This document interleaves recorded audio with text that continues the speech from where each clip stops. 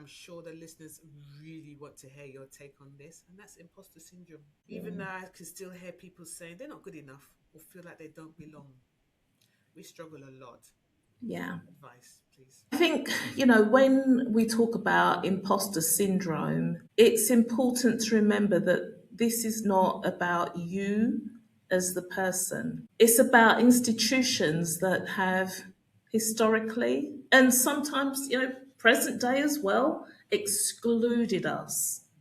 So that's why we feel like we don't belong. And that's why we say it's an imposter syndrome. But it's more about the institution that does not create space for us to be there, for us to thrive, for us to flourish and be our full authentic selves within those walls. So that's what the problem is. I read something recently, and I can't remember who it was. It might have been Stephen Bartlett, who said that we belong in every space we choose to enter. And if no one looks like you in those spaces, your presence is needed even more.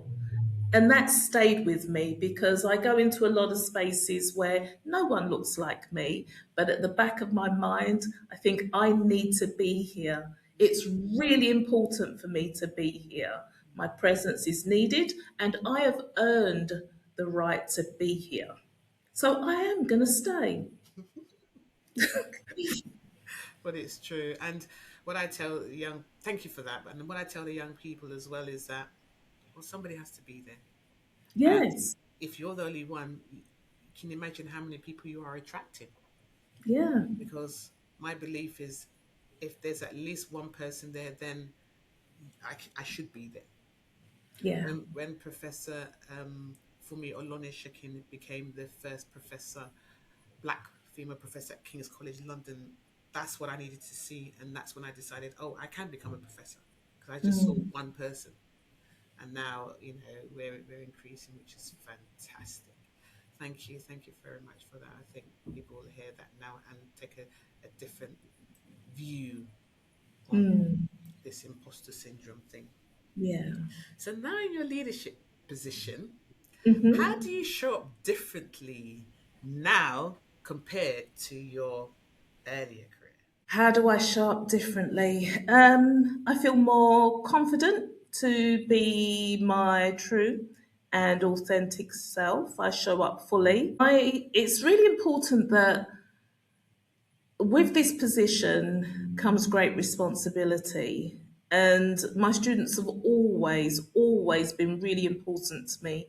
So they are always at the heart of my decision making. And I have the power now to make those decisions along with my colleagues. So, that's really important to me. I feel more confident in the direction of my career, and I feel like I'm in the driving seat. I feel like I plan and I'm strategic around what I want my career to look like, and I go for it. In the early days, no planning. I used to just do whatever needed to be done without thinking about it and without thinking about fairness and whether I was doing a lot more than somebody else. If something needed to be done, I just did it.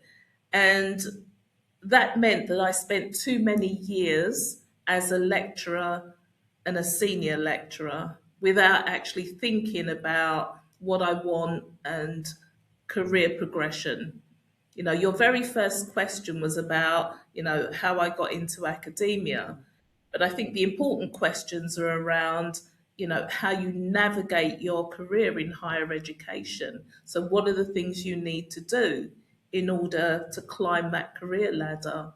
And it was only as I was, starting to do that and get management positions that I really stopped and started thinking about, how to be strategic, how to navigate the system, what to say yes to, what to say no to, and how to show up at work, how to do the work. How do I make sure that the work I do is impactful? You know, that is absolutely key. Making sure you finish projects to a high standard. So it's making sure you show up fully, but you also do the work and you do it well.